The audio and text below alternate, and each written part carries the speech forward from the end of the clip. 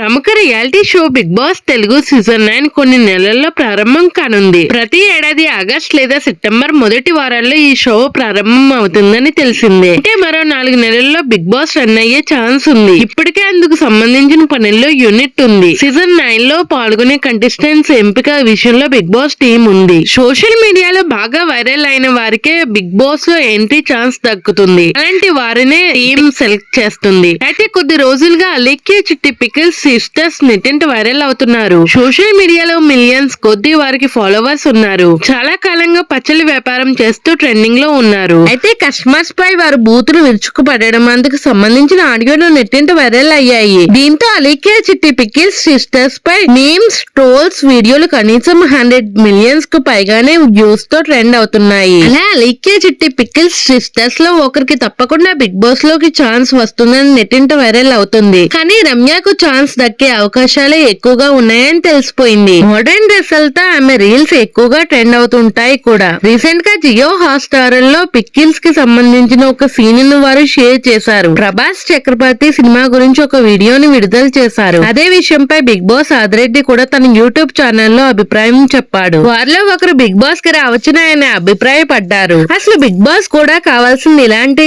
Controversy వ్యక్తులే అని చెప్పుకోవచ్చు. అప్పుడే తమ రేటింగ్ కి ఎలాంటి ఇబ్బంది ఉండదని వారు అనుకుంటారు. ఇంత గొడవ జరుగుతున్నా సరే అలీకే చిట్టి పికిల్స్ సిస్టర్స్ ధైర్యంగా కెమెరాల ముందుకు వచ్చి క్షమాపణలు చెప్పి వివరణ ఇచ్చారు. ఆపై లెక్కలేనని నెగటివ్ కామెంట్స్ వస్తున్నా సరే వాటిని తట్టుకుని నిలబడ్డారు. ప్రపంచ వ్యాప్తంగా ఉన్న తెలుగు వారి అందరికీ వారి పేర్లు నోటెడ్ అయిపోయాయి. ఇలాగే ఎన్నో అంశాలు వారికి బిగ్ బాస్ ఛాన్స్ దక్కేలా చేస్తాయని చెప్పుకోవచ్చు.